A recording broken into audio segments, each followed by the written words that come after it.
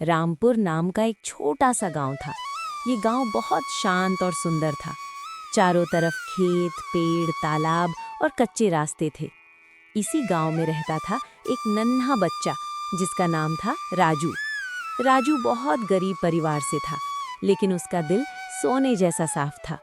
राजू के पापा खेतों में मजदूरी करते थे और माँ दूसरों के घरों में बर्तन मांजती थी। घर छोटा था लेकिन प्यार से भरा हुआ। राजू रोज सुबह जल्दी उठता, स्कूल जाता और पढ़ाई में बहुत अच्छा था। लेकिन गरीबी की वजह से उसके पास अच्छे कपड़े, जूते या खिलौने नहीं थे। राजू का सपना था कि वो बड़ा होकर ईमानदार आदमी बने और अपने माँ पापा का नाम रोशन करे। एक दिन गांव में बड़ा हंगामा हुआ। गांव के सेठ जी का सोने के सिक्कों से भरा थैला कहीं गुम हो गया। सेठ जी बहुत अमीर थे और पूरे गांव में उनका डर भी था। उन्होंने सबको बुलाकर कहा, जिसने मेरा थैला चुराया है, अगर खुद आकर दे देगा तो उसे माफ कर दूंगा, नहीं तो पूरे गांव की तलाशी होगी।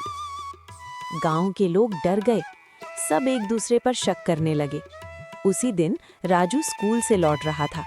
रास्ते में उसे एक पेड़ के नीचे चमकता हुआ थैला दिखा। उसने उठाकर देखा तो उसके अंदर सोने के सिक्के थे। राजू घबरा गया। राजू बोला, हे भगवान, ये तो सेठ जी का थैला लगता है। उसके दिमाग में कई ख्याल आए। अगर मैं ये रख लूं तो माँ पापा को आराम मिल जाएगा, लेकिन ये गलत है। राजू थैला लेकर घर पहुंचा। उसने अपनी माँ को सब कुछ बता दिया। माँ ने थैला देखा और रो पड़ी। माँ बोली, बेटा, हम गरीब हैं लेकिन बेईमान नहीं, ये थैला हमें वापस करना होगा। राजू ने तुरंत सेठ जी के घर जाने का फैसला किया। जब राजू सेठ जी के सामने पहुंचा और थैला सौंप दिया तो वहां खड़े लोग हंसने लगे। एक आदमी बोला, इतना छोटा बच्चा चोर कैसे हो सकता है? सेठ जी ने थैला खोलकर देखा, सारे सिक्के सही थे। वो हैरान रह गए। सेठ जी ने पूछा, बेटा, तुम चाहो तो इसे रख सकते थे, फिर क्यों लौटाया? राजू ने मासूमियत से कहा, सेठ जी, गलत चीज से खुशी नहीं मिलती। मेरी माँ ने मुझे सिखाया है कि सच और ईमानदारी सबसे बड़ी दौलत होती है। सेठ जी की आंखों में आंसू आ गए। पूरे गांव के लोग चुप हो गए। सेठ जी ने सबके सामने कहा, आज इस बच्चे ने हमें असली इंसानियत सिखाई है। सेठ जी ने राजू को इनाम में ढेर सारे पैसे, नए कपड़े और पढ़ाई का पूरा खर्च देने की घोषणा की।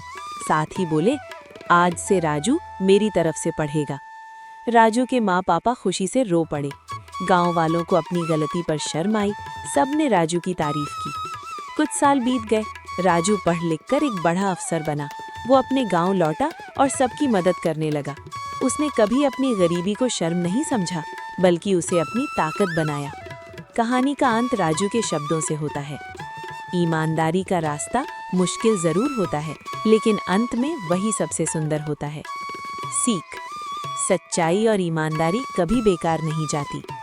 छोटा इंसान भी बड़ा काम कर सकता है।